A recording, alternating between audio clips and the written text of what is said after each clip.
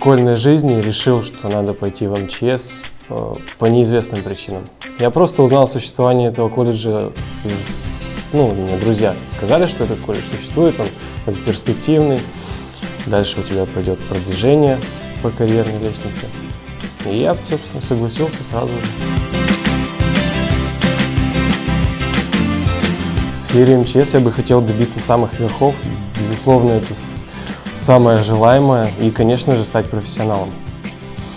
Профессионалом своего дела, чтобы знать свое ремесло, четко следовать по нему. Даже в самых критических ситуациях выходить из них просто спокойно. МЧС – профессия необычная, потому что не каждый сможет спасать людей. Плюс этого колледжа в том, что можно получить основы и базы, чтобы потом уже пойти в высшее заведение и там уже выучиться.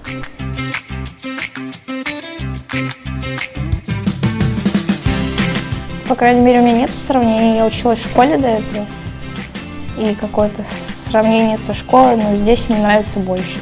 Тут всякие разные испытания на выносливость.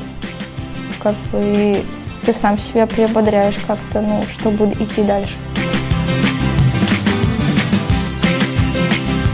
Полевые выходы нравятся. То, что каждый месяц ходим в полевой выход.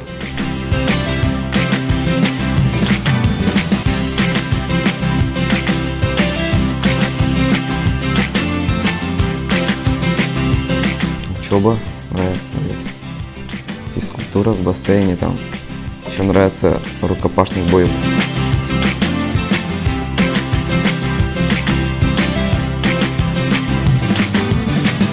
В дальнейшем я хочу быть спасателем, хочу спасать людей.